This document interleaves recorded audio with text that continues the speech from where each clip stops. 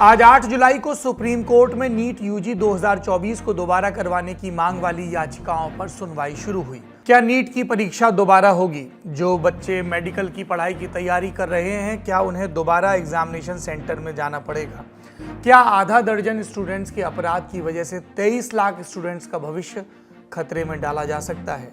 लेकिन उससे पहले कोर्ट के बाहर कई स्टूडेंट्स और शिक्षक जमा थे, उनका बयान सुनिए। क्वेश्चन यहाँ पर बनता है कि लास्ट ईयर 620 से 720 के बीच में केवल 13,558 बच्चे सिलेक्ट हुए थे।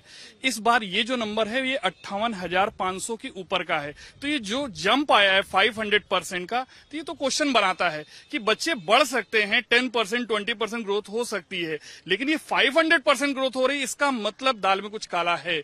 इसीलिए बच्चे चाह रहे हैं, हम लोग भी चाह रहे हैं कि जो भी हो वो बच्चों के हित में ही कोई बेहतर फैसला है। जो स्कोर बच्चे ने ऑलरेडी अचीव किया है, वो स्कोर वो वापस अचीव कर पाए कि नहीं कर पाए उसकी कोई गारंटी नहीं रहती। वापस वो मेंटल प्रेशर क्रिएट करना, मोमेंटम क्रिएट करना, it becomes a difficult journey for every NEET aspirant.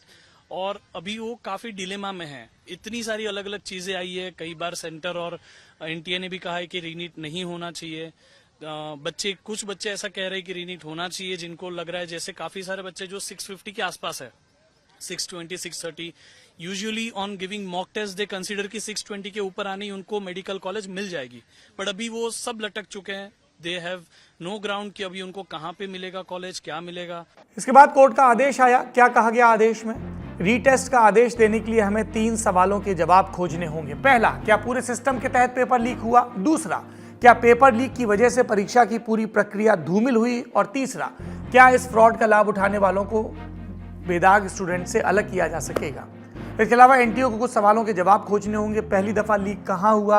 Leak हुए पर्चों को फैलाया कैसे गया? लीक के समय और 5 मई को हुई परीक्षा के बीच कितना वक्त था? एनटीए यह भी सूचित करेगा कोर्ट को कि जिन्हें लीक का फायदा मिला उन्हें कैसे चिन्हित किया गया, पहला। दूसरा, जिन केंद्रों या शहरों में पर्चे लीक हुए उन्हें कैसे चिन्हित किया गया। इसके अलावा मामले की जांच कर रही सीबीआई एक स्टेटस रिपोर्ट दाखिल करे, जिसमें आज 8 जुलाई तक हुई जांच के बारे में विवरण शामिल हों। ये कोर्ट का निर्देश है और सरकार जवाब दे कि क्या साइबर फॉरेंसिक यूनिट या किसी और सरकारी एजेंसी की मदद से आंकड़ों का अध्ययन किया जा सकता है, जिससे दागदार और बेदाग स्टूडेंट्स को अलग किया जा सके। इसके अलावा सरकार को निर्देश की अलग अलग नामी एक्सपर्ट्स की टीम नियुक्त करे जो नीट में आगे हो सकने वाले लीक को रोक सके। कोर्ट ने अपना आदेश पूरा पढ़ा ही था कि वरिष्ठ वकील संजय हेगड़े का आरोप आया कि एनटीए ने अब तक अपना पूरा रिजल्ट वेबसाइट पर जारी नहीं किया है। ऐसे में कैसे मालूम होगा कि गड़बड़ी कहां हुई? इस पर सीजीआई ने कहा, रिजल्ट तो अपलोड होना चाहिए, बेंच इस पर 11 जुलाई को विचार करेगी। तो सरकार और उसकी एजेंसियां सीबीआई, एनटीए वगैरह के पास 10 जुलाई की शाम 5 बजे तक का वक्त है, जब इन्हें कोर्ट द्वारा उठाए गए प्रश्नों के विस्तृत जवाब देने होंगे। मामले पर हमारी नजर बनी है। 11 जुलाई को एक बार फिर हम आपसे इस विषय पर बात करेंगे।